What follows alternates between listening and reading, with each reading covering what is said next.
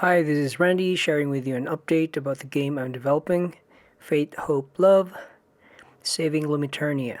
I'll walk you through what I have after this opening cutscene.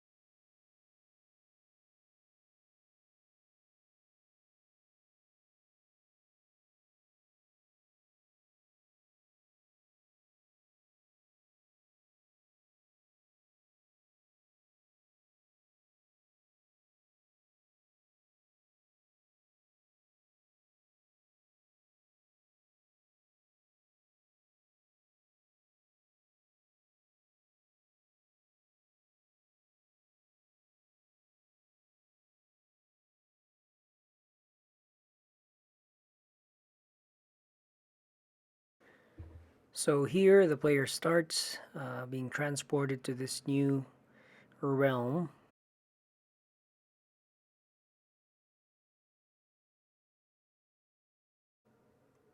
Now the player whose name is Hope has a tiny Chris sword that has a cleave damage to it. So that's why you could see the strikes.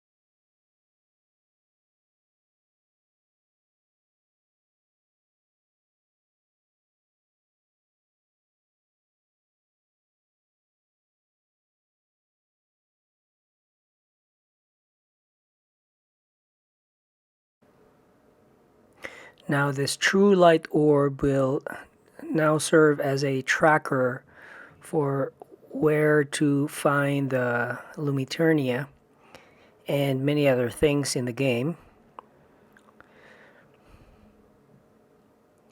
And I was thinking of creating a map, but since the floors or the levels are actually randomly generated, it'll be pretty tricky to do. So I decided to do it this way using a tracker. And also you'd notice that whenever Hope, the character Hope, strikes, there's a recoil. I just think it adds more dynamics to the attack, and we could play around that later in different levels. So here you'd see the different colors, and these are randomly ordered levels or floors. I call them floor, and each color would have a different set of environment and enemies added to it later on. Just right now, these colors are my placeholders to distinguish one type of environment from the other. So now using the true light orb, the player can track the location of the Lumiternia. And then here's our first enemy creature. There we go. This is a dark castle. I haven't added any fancy storyline pop-ups yet, but so now the character, when you move closer, it says unlock, but since there's no key yet, the key can now be tracked using the true light orb. So let's go retrieve that key to open that door. Here's another enemy creature.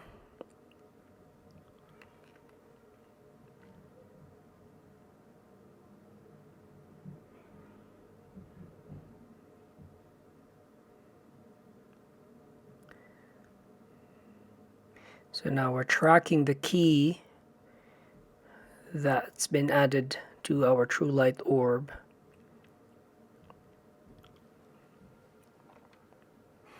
And by the way, these crystals are automatically added to our player's inventory, and they actually serve as extra HP. So when your HP, when you take damage, instead of taking damage through your HP bar, you'd notice that the crystals get reduced first.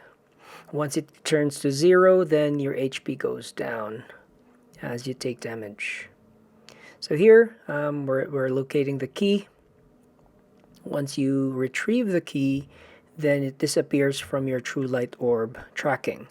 But of course, right now it's just lying there doing nothing.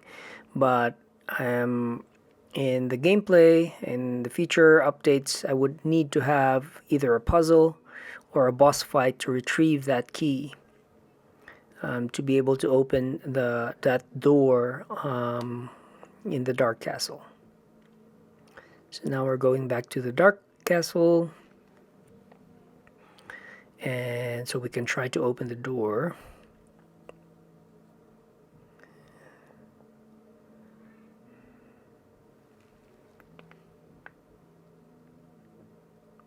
Oops. That one I haven't done the transparency thing yet.